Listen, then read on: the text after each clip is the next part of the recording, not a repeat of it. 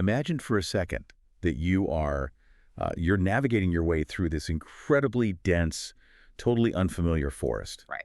You've got a really nice topographical map, you've got a high-end compass, and you feel, relatively confident about the path ahead. Sure, you're prepared. Exactly. But suddenly, your compass needle just starts spinning wildly. Like it won't point north anymore. The magnetic poles of the Earth seem to have completely shifted right beneath your feet. Oh, wow. Yeah, and you look down at your map, and the contours, the rivers, the elevation lines, literally none of the landmarks match up with the actual terrain you were standing on. I mean, that is deeply disorienting. That's a complete loss of navigational certainty, which, usually triggers a state of absolute panic. Right. And you look around and you realize that everyone else in the forest is experiencing the exact same phenomenon at the exact same time. Total chaos. Utter chaos. Some people are screaming that the map is a lie. Some people are just, throwing their compasses into the trees out of sheer frustration.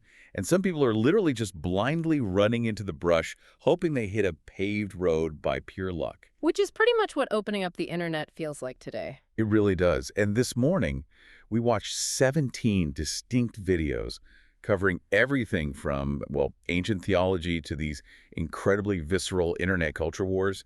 And we found the exact reason why everyone's compass is broken right now. We really did. And you, our listener, you are the vital third member of this conversation today, and we are going to act as your guides to kind of map this new territory. Yeah, we spent the entire morning conducting a massive media audit for this special morning roundup edition of our deep dive. A lot of coffee was consumed. So much coffee. And the sources we went through, they span an incredibly wide spectrum. We're talking raw political commentary on the recent UK elections, philosophical critiques of modern language. Deep dives into Wall Street history. Right. And the bitter internal feuds of the internet, right? Our mission today is to essentially sift through this massive mountain of content, connect these seemingly unrelated dots, and extract some actual actionable steps for you to apply to your life. Because it's so easy to just scroll through all this material and feel this sense of overwhelming dread. It really is. You just want to tune out. So we want to build a sturdy framework for you to actually understand it. And before we get into the weeds, we need to set a really hard ground rule for today's discussion. They're very important. Yeah, because many of the videos we watched dive into highly charged, highly partisan, and incredibly sensitive political and cultural issues. We're talking about globalist conspiracies, populist nationalism, religious fundamentalism. Heavy stuff. The heaviest stuff. So I need to explicitly state this to you right up front. We are entirely impartial here. 100%. We are not endorsing the left-wing or the right-wing viewpoints presented in these videos, nor are we taking sides in these cultural debates. Our goal is strictly to report on the arguments these creators are making, rigorously unpack their logic, and help you understand the core ideas driving the modern conversation. Right. We are the analysts, not the advocates. We were just examining the architecture of these arguments. Right. We want to know the mechanical why behind people's beliefs, not just the superficial what of their yelling. Exactly. And the overarching theme we found across all 17 videos is a massive seismic wave of disillusionment. It's everywhere. It really is. There is this profound, messy, and often really angry search for deeper meaning, tradition, and objective reality, precisely because there is this massive rejection of modern, liberal, and secular institutions happening in real time. Okay, let's unpack this. Let's start with the immediate, chaotic political fallout that is happening right now, because it's the most visible symptom of this disillusionment. It's the surface-level shaking. Right. And our sources point us directly to the recent UK local elections. We watched commentaries from channels like Asmongold TV, Akkad Daily, and Richard IV. And the picture they paint is just, well, it's of an absolute political earthquake that has completely destabilized the traditional establishment over there. Yeah, the established political order in the UK took a significant localized beating. The Labour Party took some really serious, unexpected hits in certain areas. While populist and independent parties saw massive, unprecedented local victories, we're talking about groups like Restore Britain, led by Rupert Lowe, and Reform UK. Right. The videos highlighted that in Great Yarmouth, for instance, Restore Britain basically swept the board. They won 7 out of 7 local elections they contested. Which is just It staggering. really is. In other swing areas, they took all 10 available seats. It was a margin of victory that completely circumvented the traditional conservative labor dynamic. They just bypassed the uniparty entirely. Yeah, and the internet reaction to this is where we really see the cultural temperature. We spent some time watching these so-called salt mining compilations, Oh, yeah, the salt mining. where creators essentially just watch compilations of progressive voters reacting to these populist victories. And the despair was visceral. I mean, it was intense. Young women crying into their cameras, declaring that their human rights were vanishing in real time. Equating the election of, a local populist councillor to the immediate implementation of some Handmaid's Tale dystopian regime. The hyperbole is extraordinary, but it speaks to a genuine terror, right? When people have invested all of their existential meaning into a specific political project, in this case, progressive liberalism, any electoral defeat feels like a literal threat to their survival. Wow, yeah, that makes a lot of sense. But what is equally fascinating is the reaction from the populist right to all of this. Right. They were watching these progressive meltdowns with just absolute apathy or even, amusement. There was zero attempt to bridge the divide. None. And even more strikingly, the videos from Akkad Daily pointed out that these right-wing voters were completely dismissing the highly controversial and sometimes deeply offensive social media histories of the winning populist candidates. This is a huge shift. It really is. I mean, there were media exposés showing these winning reform candidates had posted atrocious things online, fantasizing about violence, using crude racial stereotypes, making statements about melting people down to fill potholes. Just the wild stuff. Right. And in a normal political era, these revelations would be instant career enders. The press would run the story, the candidate would issue an apology and resign, and the party would disavow them immediately. But the voters didn't care. The commentators didn't care. The traditional mechanism of political shame has just completely broken down. It's gone. Akkad Daily essentially summarized the populist sentiment as, look, we don't care if this person is polite. We don't care if they have a pristine digital footprint. We feel our country is fundamentally breaking, and we are hiring a bouncer, not a diplomat. A bouncer, not a diplomat. That is such a vivid way to put it. And they still elected them with staggering margins over the mainstream polite candidates. Because the traditional rules of political gravity have just been suspended. So why? What is the actual mechanism driving a voter to look at a polished professional politician and say, no, I actually want the guy who posts unhinged rants on Facebook? Well, this is where the analysis provided by Richard IV becomes really crucial. He argues that this isn't just your standard political pendulum swinging back and forth from left to right over, tax policy. Right. What we are witnessing is demographic and political balkanization. Balkanization, meaning the splintering of a state into smaller, often hostile groups based on ethnicity, religion, or deep-seated tribal identity, rather than shared national ideals. Exactly. Richard IV pointed to the city council in Birmingham to illustrate the mechanics of this. If you look at the Birmingham Council right now, it is fracturing into tribal alliances. He highlighted those debates happening on Muslim TikTok. Yeah. Right. Yeah, where voters were explicitly discussing the need to vote for candidates of their own specific religious and ethnic background. They were actively strategizing to oust established, effective counselors simply because those counselors were not part of their specific demographic bloc. The video showed an independent Muslim commentator openly saying, look, I prefer the white counselors because they actually keep the streets clean and manage the budget, whereas our community just voted in someone based purely on tribal loyalty, and he brought in unregulated housing and drug problems. I mean, that is a stunning admission. It really is. It's a complete abandonment of voting based on liberal policy platforms like zoning laws, tax rates, or municipal services, and a total shift toward voting based purely on identity and territorial control. And according to Richard IV, the current establishment is fundamentally unequipped to handle this. Politicians like Keir Starmer operate on a framework of bureaucratic neoliberalism. The spreadsheet guys. Exactly. They believe that if you just tweak the interest rates, improve the GDP by 1%, and stabilize public finances, the population will be happy. But the populace isn't asking for stabilized finances. They are having a profound identity crisis. Right. So when a government can only speak the language of economic metrics to a population that is organizing itself into competing ethno-religious tribes, that government is functionally obsolete. But hold on, if we are talking about a regression to tribalism, you might assume this is just an older generation clinging to the past. You'd think so.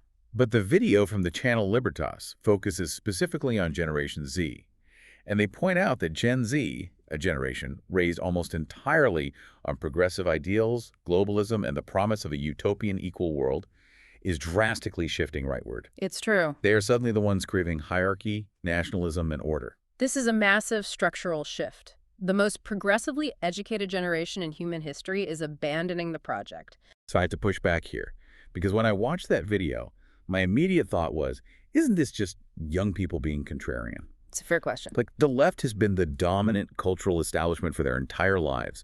Schools, corporations, media, it's all broadly progressive. Young people always rebel against the establishment. Isn't this just the new punk rock? Are they just being edgy to annoy their millennial older siblings?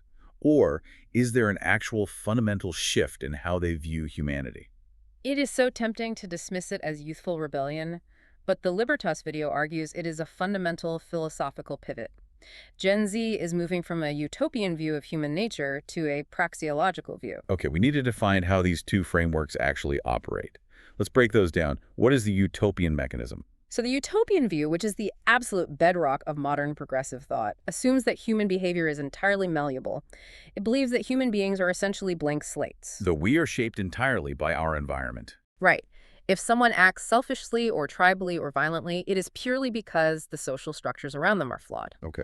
Therefore, the logic goes, if you can just engineer society perfectly, if you redistribute wealth, if you change the educational curriculum, if you dismantle oppressive systems, people will naturally act rationally, cooperatively, and peacefully. The flaw is always in the system, never the human. So Gen Z grew up immersed in that view.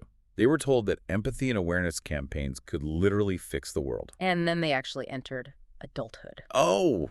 And they collided headfirst with reality. Exactly. Which brings us to praxeology. Praxeology is the study of human action based on the premise that human nature is essentially fixed. It's not a blank slate. Not at all. It argues that people are inherently driven by self-interest, that hierarchies are natural and unavoidable, and that you cannot simply educate away human greed, status-seeking, or tribalism. So they grew up online, and they watched the people who preached equality fiercely chasing status, clout, and money in real life. Yeah. They watched their institutions, universities, media conglomerates, government agencies become hyper-ideological, but utterly incompetent at actually solving real-world problems like housing costs or inflation. Right, and they realized that moral language was often just a cloak used by elites to accumulate power and insulate themselves from criticism. So when youthful idealism meets unyielding institutional incompetence and hypocrisy, it just breeds this very specific, very dark kind of cynicism. Precisely. Gen Z lost faith in the utopian project, not necessarily because they hate the abstract idea of equality, but because they no longer believe human beings are actually capable of executing it. They looked at the balkanization, the tribalism, and the failure of the progressive institutions, and they basically concluded that the praxeological view is just more empirically true. What's fascinating here is that this political chaos is merely a symptom of a much deeper systemic breakdown of trust. It's the visible smoke coming from a much deeper systemic fire. And that brings us to our second major theme. If the political surface is shifting so drastically and the institutions are failing so completely, we have to ask who is actually pulling the levers. We have to look at the systems of power. Right. We transition now from the chaotic outcomes of politics to the intentional systems of power that supposedly shape them. And here we encounter two entirely conflicting theories from our sources. Are our global systems failing because the elites are incompetent, or because they are actively malevolent? Let's examine the incompetence theory first, which was brought forward in a video by Paul Vanderklay discussing a really fascinating figure named Jordan Hall. Jordan Hall's story is incredible. He is a highly successful tech elite. He was part of the whole Web 2.0 boom. He deeply understands evolutionary biology, game theory, and the complex systems that drive modern society. He essentially climbed to the very top of the societal hierarchy. He did. He looked behind the curtain in places like Sacramento, Silicon Valley, and Washington, D.C. He naturally assumed that at the top of the pyramid, there must be a room full of incredibly smart, capable people secretly steering the ship of civilization. That is the assumption we all want to make. We want to believe someone is actually flying the plane. Right. But Hall realized with absolute horror that the people running the world, the masters of global finance, defense, and artificial intelligence, actually have no idea what they are doing. How is that even possible? I mean, how can the people managing trillions of dollars be incompetent? Well, it's not that they are unintelligent. It's that the complexity of our global systems has vastly outpaced human cognitive capacity. Okay, explain that a bit more. Think about the global supply chain, high-frequency algorithmic trading, or the rapid deployment of AI. These systems interact in ways that are mathematically impossible for a human brain, or even a massive committee of human brains, to fully model or predict. They're just too big. Way too big. Hall recognized that we are entirely dependent on fragile, interconnected systems that could trigger a cascading collapse at any given moment, and the people at the helm are essentially just reacting to the latest crisis, making it up as they go along. And this realization was so profound, so terrifying for him, that Jordan Hall basically abandoned the elite globalist system entirely. He walked away. He went searching the globe for a community that could actually survive the inevitable collapse of these complex systems. Yeah.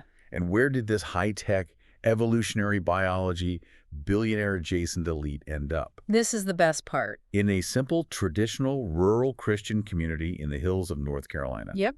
He concluded that simple, ordinary people who knew how to grow food, repair a roof, and actually care for their neighbors had vastly more resilience than the entire globalist tech apparatus. So that is the incompetence model. The system is too complex, and it is failing under its own weight. But we have to contrast Hall's discovery with another perspective we analyzed, which posits that the elites are not incompetent at all. Rather, they are masterful architects of manipulation. We watched a deep dive from the channel Dire Central, covering a 1974 book by Anthony Sutton, who was a former research fellow at the Hoover Institution. This video was genuinely shocking to me. Anthony Sutton's research, which is based on declassified cables, State Department files, and congressional records, makes a stunning historical claim about the early 20th century. A really bold claim. He argues that the mega-capitalists and Wall Street elites, we were talking about J.P. Morgan, the Rockefellers, the absolute most powerful monopolists in the world, actively funded and supported the Bolshevik Revolution in Russia. They gave financial backing to Lenin and Trotsky. Let that sink in. Wait, I have to stop here. If you know anything about history, that makes absolutely zero sense. Yeah. Why on earth would the richest capitalists in the world, men whose entire empires were built on private property and free markets, fund communist revolutionaries? It seems crazy. Communism is explicitly designed to destroy capitalism. It is the literal antithesis of their entire existence. Well, it makes no sense if you believe these ideologies are actually at war in the way they are presented to the public. But Sutton argues that the mega elites operate on a completely different level of power dynamics.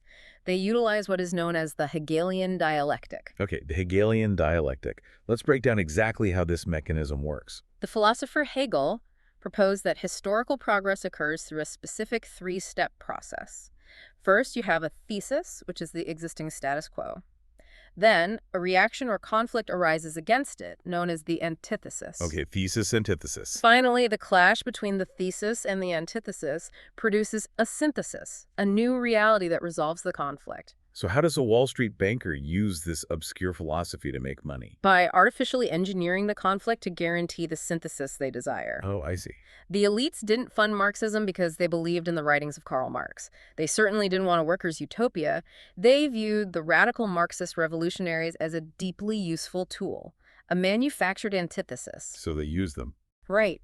Think about the mechanics of imperialism. If you want to take over a massive, resource-rich nation like Tsarist Russia, you can't just buy it.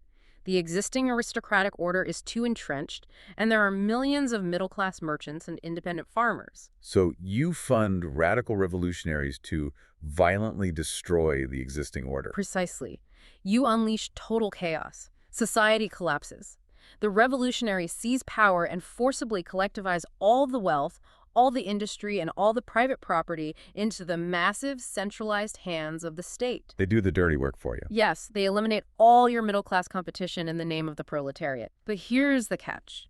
Radical revolutionaries are historically terrible at actually running a functional economy. The system inevitably stagnates, fails, and goes bankrupt. And when that centralized communist state is desperate for capital and infrastructure, who's waiting in the wings to negotiate exclusive monopoly contracts for oil, mining, and manufacturing? They could The guess. very same Wall Street bankers who funded the revolution in the first place.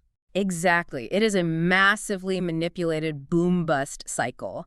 You engineer the destruction of a society, let the useful idiots consolidate the wealth into a centralized state apparatus, and then you swoop in and acquire the monopoly through state capitalism. Wow. According to Sutton, the synthesis they wanted wasn't free market capitalism or pure communism, it was corporate socialism, a system where the risks are socialized, the competition is eliminated by the state, and the profits are privatized to a tiny elite. If both extreme monopoly capitalism and extreme revolutionary communism are just tools in the same elite toolkit, where does that leave the average person? Pretty far down the ladder. I mean, it's like discovering that the referee and the opposing team are owned by the exact same billionaire. The game is entirely rigged from the start. And the Dire Central video brings this historical pattern right up to the present day. They apply this dialectical lens to figures like Klaus Schwab and the World Economic Forum's Great Reset. So they're saying this is still happening. Oh, absolutely. The argument is that this same process, using global crises, whether economic, social, or environmental, as the antithesis to force a consolidation of power and a restructuring of society as the synthesis, is still actively being deployed today. The goal is always centralized control. So I have a massive problem here. I'm looking at Jordan Hall's theory of bumbling incompetence and Anthony Sutton's theory of evil genius manipulation. They directly contradict each other. Which is it? Are the elite fools who have lost control of their complex systems? Or are they mastermind puppet masters orchestrating global events for profit? It is the ultimate paradox of modern power, isn't it? And perhaps the answer is a synthesis of both. How so? They are incredibly competent at the manipulation of power using dialectics, funding radicals, engineering crises to consolidate wealth. But once they achieve that consolidation, they are utterly incompetent at managing the resulting complex system. That makes a lot of sense. They can successfully engineer a monopoly, but they cannot engineer a society that actually functions and flourishes. And when the average person senses this level of systemic manipulation, when they look around and realize the institutions are either terrifyingly incompetent or deeply manipulative, it fuels exactly the kind of balkanization, populist rage, and desperate search for tradition that we discussed with the UK elections and Gen Z. Exactly. The political surface is fracturing because the structural foundation has completely rotted away. Okay, let's unpack this. Because to truly understand the depth of this crisis, we have to look even deeper than economics and voting patterns. We have to move from the external systems to the internal philosophy of the individual. Right. We must examine the crisis of the modern mind. If the external world is this manipulated and chaotic, how does that fundamentally damage the human psyche? The video from the Fourth Age gave us an incredibly insightful philosophical framework to understand why people are acting so erratically, so subjectively today. It's a really powerful framework. They contrasted two fundamentally different views of a concept called the will. Right. The will is our capacity to choose, to act, and to assign meaning to our lives. The video contrasts the ancient classical view, primarily articulated by St. Augustine in the 4th century, with the modern view championed by the 19th century philosopher Friedrich Nietzsche. Let's avoid the standard cliché analogies here. How do these two views actually operate in someone's brain? Well, let's use the analogy of gravity. In Augustine's classical view, the human will operates within the gravity of objective reality. There is an external fixed truth, what he called the good, rooted in God. So reality is outside of us. Exactly. The goal of the human will is to align itself with that external reality. You discover the truth and you submit your desires to it. If you align with the gravity of reality, you achieve human flourishing. If you try to defy it, you crash. But Nietzsche introduced a radical, world-altering departure. The will to power. Yes, in Nietzsche's modern framework, there is no objective gravity. There is no external ultimate good to align with. The universe is empty of inherent meaning. So what do we do then? Well, therefore, reality is not something you discover and submit to. Reality is something you create through the sheer force of your own subjective feelings and desires. You generate your own gravity. You simply will things into existence based on your pursuit of power and self-actualization. And the video used some amazing, concrete pop culture examples to show how this high-level philosophy is playing out on our screens right now. I loved these examples. They brought up a new theatrical adaptation of George Orwell's Animal Farm. Now, everyone knows Animal Farm is an allegory about the evils and eventual corruption of the communist revolution in Russia. The pigs represent the Bolsheviks, Napoleon is Stalin, Snowball is Trotsky. It is an objective historical fact about the author's intent. Right, it's not up for debate. But the creators of this new adaptation decided to completely change the message to be a critique of capitalism. From an Augustinian perspective, that is an intellectual crime. It violates the objective reality of the text. You are basically lying about the book. Yeah, you're just making it up. But from a Nietzschean perspective, it makes perfect logical sense. The creators feel that capitalism is the oppressive power structure of today. Therefore, they use their will to reshape the reality of the story to fit their subjective feelings and their desire to strike at current power dynamics. So truth just doesn't matter. For them, truth is completely secondary to feeling, and history is just raw material to be molded for power. The video also brought up a viral TikToker, which perfectly illustrates how this affects the individual. For years, this young woman violently railed against marriage on her channel. Oh, I remember this. She built a massive following, calling marriage an evil institution, comparing it to slavery, and swearing she would never partake in it. Then, seemingly overnight, she gets engaged and does a complete 180-degree turn. Suddenly, she is posting non-stop joyful content celebrating her upcoming wedding and wedding planning. And notice the total lack of cognitive dissonance. If her original anti-marriage stance was anchored in an objective philosophy of human relationships, changing her mind would require a massive, painful intellectual deconstruction. You'd have to explain to your audience why you were wrong. But she didn't. Her previous stance was based purely on her feelings at the time and what generated social power, clout, and attention on the platform. When her feelings and social incentives changed, her entire reality instantly changed with it. We see this every single day in our feeds. People changing their core realities just to align with whatever gets the most social traction in their friend group. It's exhausting. And this unmooring of reality isn't just happening in our actions, it's corrupting our very ability to communicate. We watched a beautiful, somewhat tragic video from KR Queen about the unsung inkling, Owen Barfield. Barfield was brilliant. He was a massive philosophical influence on C.S. Lewis and J.R.R. Tolkien. And his core argument was that our modern language has become dead. We are communicating using fossil words. A fossil word is a word that we still use mechanically, but we have completely lost any understanding of its deep historical and spiritual roots. The video highlighted the etymology of the word contemplate. Today, if you ask someone what it means, they will just say it's a synonym for thinking hard about something. But originally it comes from the Latin prefix con, meaning with, and temple. To contemplate literally meant to be with a temple, to sit in a sacred, dedicated space, gazing at the heavens, waiting to receive divine revelation from outside yourself. It implies an objective reality that you are trying to connect with. Exactly. And the word evoke, it comes from vocare, which means to call, which is the root of the word vocation.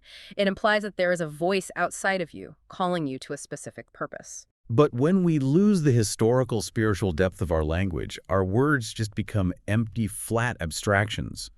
We are communicating data, but we aren't actually saying anything rooted in reality. Right. Let's unpack this. Can we really blame Gen Z's political disillusionment, the rise of populist balkanization in the UK, and the chaotic internet culture wars on the fact that we forgot a 4th century theologian's definition of the will and the Latin root of the word contemplate? Are we over-intellectualizing this? It sounds like a massive leap until you consult the macro patterns of history. The video from Ultra Humanity brings in Oswald Spengler's monumental historical work, The Decline of the West. Okay, what does Spengler say? Spengler argued that civilizations are not just linear progressions of technology, they are organic, living things. They have a springtime of vigorous growth and myth-making, a summer of high culture, an autumn of rationalism, and a winter of decay. And what triggers the winter? Spengler argued that a civilization enters its winter precisely when it detaches its cultural will from objective reality and its language from its spiritual roots. So exactly what we are seeing now. Yes, when a culture stops believing in objective truth, when everything is reduced to a subjective power struggle based on fleeting feelings, the Nietzschean will to power, the entire society loses its binding anchor. So the argument is that this philosophical decay is the cause, not the symptom. When a society embraces meaninglessness, it inevitably leads to the exact political fracturing, institutional incompetence, and despair we are witnessing today. You cannot build a stable society out of millions of individuals who believe they each generate their own subjective reality. Which brings us inevitably to the most volatile consequence of this entire deep dive. Because nature and human psychology abhors a vacuum. It sure does. When a society unanchors itself from objective reality, it creates a massive, terrifying void of meaning, and human beings cannot survive without meaning. That empty space is currently being filled by fierce, vicious, and deeply existential cultural and spiritual battles. Religion is no longer just a private Sunday belief. It is being weaponized and fiercely defended as the last remaining anchor in the storm. We're seeing the rise of a hyper-religious culture war. And the perception of this battle is incredibly intense. Yeah. We watched a video from Dollar Stream featuring the controversial comedian and commentator Sam Hyde. Right. Now, Hyde is known for being deliberately provocative, but the video highlighted a very real, intense feeling of profound demoralization among right-wing and Christian groups. They don't just feel like they are losing political debates about marginal tax rates. They perceive a literal, coordinated global war against Christianity. And they look at the modern culture and see blatant, institutionalized double standards that validate their fears. Hyde pointed out a fascinating phenomenon regarding artificial intelligence. Oh, this was crazy. If you ask a standard AI image generator or a text AI to make a joke mocking Islam, Judaism, or certain minority groups, the system will explicitly refuse, citing safety guidelines, hate speech protocols, or respect for religion. But if you ask the exact same AI to mock Christianity, Jesus, or the Pope, it generates the derogatory content without a moment's hesitation. The guardrails only protect certain groups. And then the video discussed the recent media discourse surrounding the phrase, Christ is King. For 2,000 years, this has been the central, foundational, theological declaration of the Christian faith. It is literally in the creeds. But recently, studies and media articles have claimed that Christ is King has been co-opted as an anti-Semitic dog whistle by the far right. The creators analyzing this were looking at the media narrative and saying, look, this is a diabolical inversion. They are trying to take our core, ancient religious declaration and criminalize it by associating it with bigotry, essentially making our faith unspeakable in the public square. This perception of being under existential siege leads to incredible volatility. And it doesn't just manifest as anger against the secular left, it turns inward. The infighting is brutal. We saw this in the Asmongold video detailing the intense, vitriolic infighting on the dissident right, specifically the clash between Nick Fuentes and Dan Bilzerian. It was a shocking display of fragmentation. You have these two figures with massive overlapping online followings tearing each other apart publicly. They are accusing each other of being federal informants, feds, or elaborate grifters running scams. Just constant paranoia. Right. And the trigger for the conflict was the geopolitical situation in the Middle East.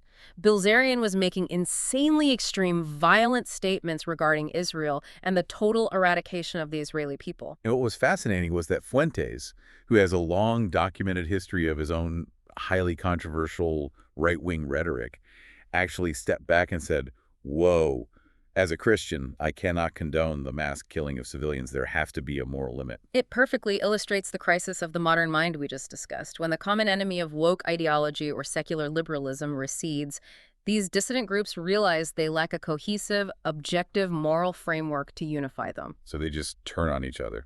Exactly. They turn their Nietzschean will to power against one another, engaging in endless, vicious purity spirals. Without an Augustinian anchor of the good, every disagreement becomes a battle for dominance. But this spiritual battleground isn't just relegated to the fringes of internet screaming. It's happening at the highest levels of intellectual debate. We watched a breakdown on the gospel perspective of a formal debate between Christian commentator Andrew Wilson and prominent atheist historian Dr. Richard Carrier on the highly explosive topic of Christian nationalism. The term Christian nationalism is basically the ultimate boogeyman of the current cultural discourse. Dr. Carrier spent his time building a complex philosophical and historical case that Christian nationalism is an imminent existential threat to American democracy. He claimed it is a direct, undeniable path to violent authoritarianism, fascism, and the subjugation of minorities. It was a broad, sweeping, terrifying academic argument designed to raise the alarm. But then Andrew Wilson used a devastating debate tactic. He completely bypassed the sweeping philosophical narrative and demanded empirical evidence. I love this moment. He looked at Carrier and asked a very simple question.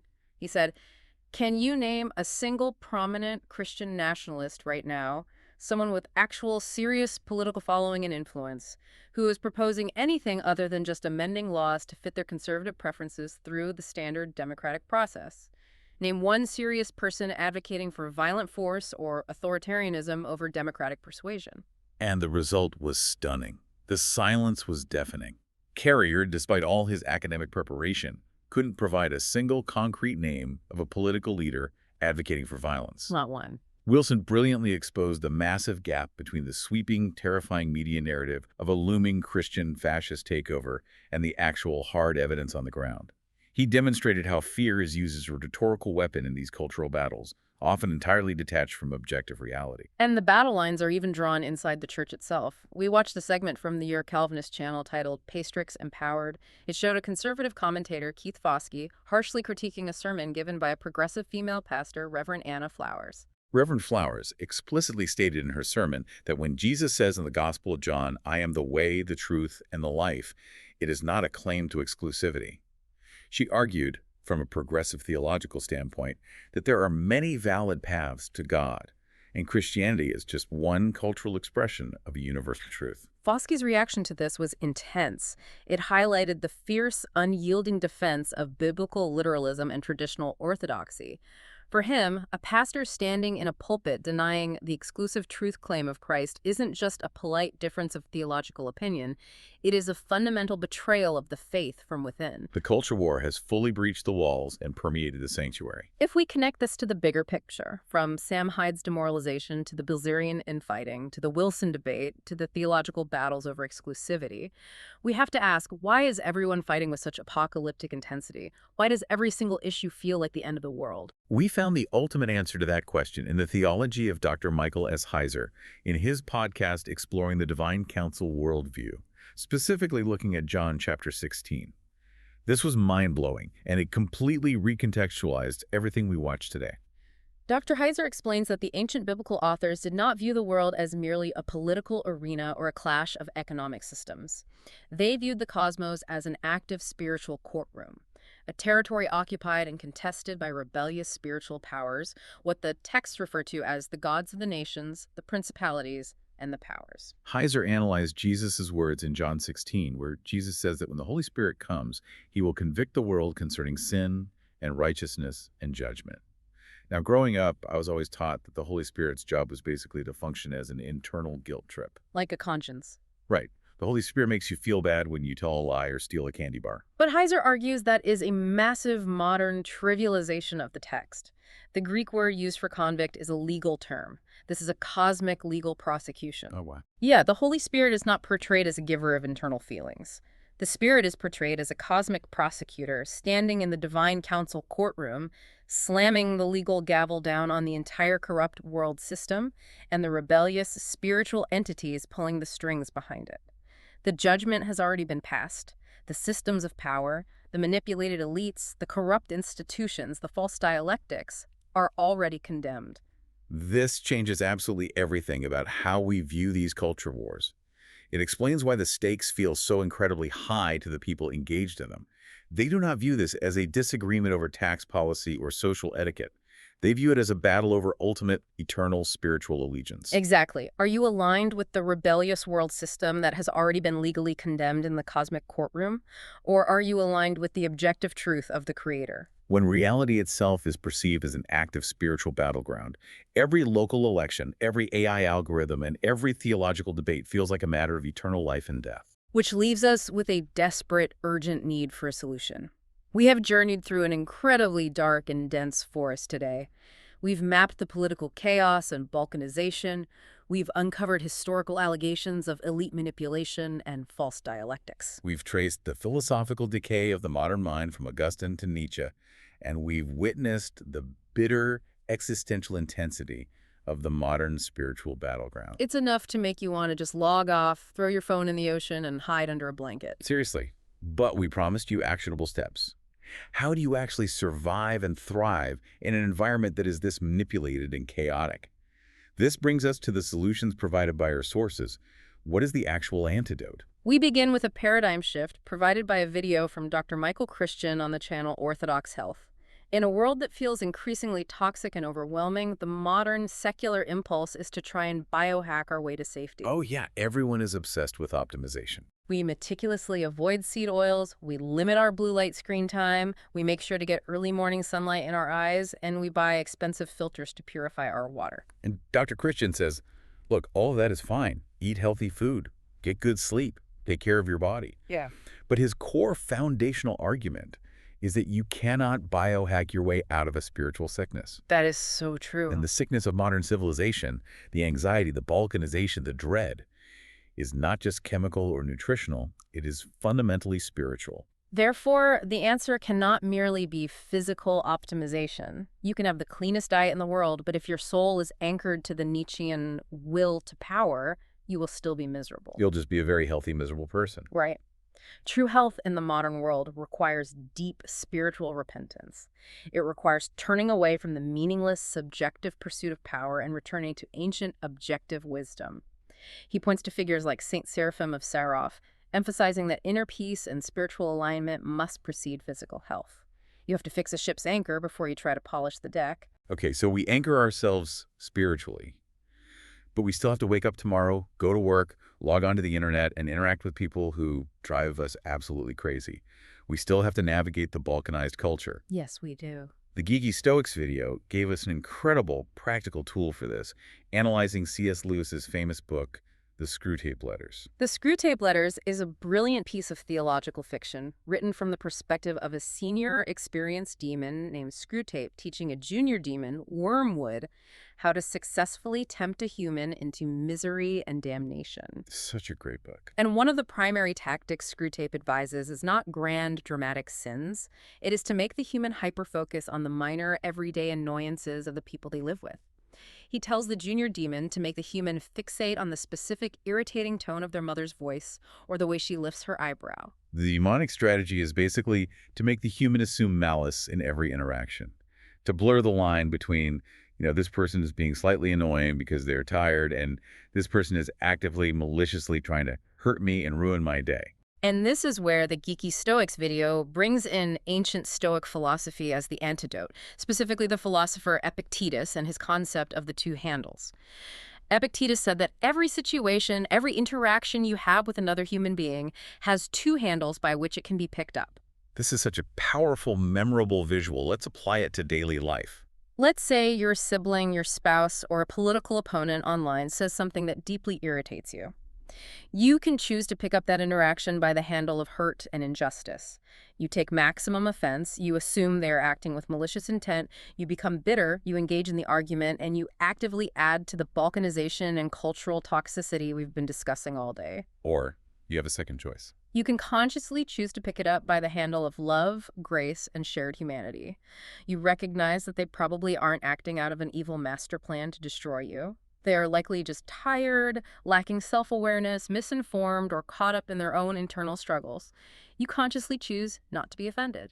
Choosing the right handle is the ultimate practical defense against the outrage machine. It short-circuits the anger that the political algorithms, the Hegelian elites, and the tribal balkanization are actively trying to feed on. If you refuse to pick up the handle of outrage, their dialectic fails. But the ultimate grounding, the most profound and sweeping antidote to everything we've discussed today, came from a reading of a deeply ancient text on the channel Marmalade Boy. It was a complete reading of the Book of Ecclesiastes, written by King Solomon thousands of years ago. Here's where it gets really interesting. In a world of political balkanization, elite manipulations, complex system failures, and social media meltdowns, King Solomon's ancient wisdom cuts through the noise of the 21st century like a knife. It's so relevant. He looks at the pursuit of massive wealth, the pursuit of geopolitical power, and even the pursuit of pure earthly wisdom and intellectual dominance. And he declares, meaningless, meaningless, everything is meaningless, chasing after the wind. And we have to remember who is saying this. Solomon had unlimited wealth, absolute political power over a massive kingdom, and unmatched intellect. He had achieved the absolute peak of the world system, and he realized that trying to find ultimate fulfillment in the systems of this world, what he repeatedly calls the under-the-sun reality, is entirely futile. Like it's all temporary. Right. History operates in endless, unbreakable loops, he writes. Generations come and generations go. Right. What has been will be again. What has been done will be done again. There is nothing new under the sun. Think about how liberating that is. The frenetic outrage of the internet. The fear that the world is ending because a local UK election went to a populist candidate. The panic over elite manipulation by Wall Street or the World Economic Forum. It's all cyclical. Solomon is essentially saying, across millennia, take a breath. It's happened before. It will happen again. Empires rise, they become corrupt, and they fall. The dialectic spins on. You do not have to carry the weight of the global system on your shoulders. The ultimate synthesis of this deep dive, the final resounding advice from these ancient sources, is shockingly simple and deeply localized. What is it? Solomon concludes that because the grand macroeconomic and political systems are entirely beyond our control and ultimately fleeting, we should focus our energy on the immediate, tangible good right in front of us. Enjoy your food. Find satisfaction in your daily, honest work. Love your family deeply. And fear God, meaning anchor yourself to the objective reality and authority of the Creator, not the subjective, chaotic madness of the culture. We have covered an immense amount of ground today, navigating from the UK to ancient Rome to Wall Street to the cosmic courtroom. And now it is time to distill all of this into your morning roundup actionable steps. We always want to leave you with practical ways to apply this knowledge to your daily routine.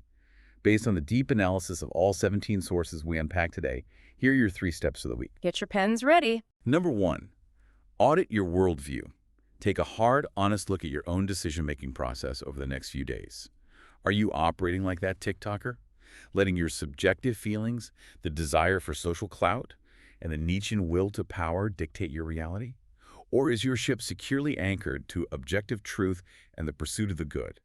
If your compass is spinning, check your anchor. That's a great one. Number 2, reclaim your language. Do not let your vocabulary become an empty, fossilized abstraction. When you speak, speak with intention. Take 10 minutes this week to look up the etymology of the important words you use. Understand what it means to truly contemplate or define your vocation. Bring the historical and spiritual depth back into your daily speech and refuse to use the empty buzzwords of the culture war. Words matter. They really do. And number 3, grab the right handle. You are absolutely going to interact with people who frustrate you this week, whether it's a political argument in your social media feed or just your spouse loading the dishwasher in a way that annoys you. Pause. Actively, consciously, choose to pick up the situation by the handle of grace and shared humanity rather than the handle of malice and offense. Stop assuming everyone is out to get you. Starve the outrage machine. Those are robust, essential steps. And I want to remind you that this deep dive only scratched the surface of the theories and histories presented in these incredible videos. We highly recommend you dig deeper into the sources to learn more about any topic that sparked your curiosity today. For sure, there's so much more. Go listen to Dr. Heiser's Deep Theology on the Divine Counsel to understand the biblical worldview. Go explore Anthony Sutton's dense historical research on elite funding via Dyer Central. Or check out Paul Vanderklay's exploration of meaning and complex systems. There is a vast wealth of knowledge waiting for you to explore on your own terms. To wrap up our morning roundup, we want to leave you with one final provocative thought. Something to mull over as you drink your coffee and go about your day. We started this journey by talking about a compass that has lost its magnetic north and a map that no longer matches the broken terrain.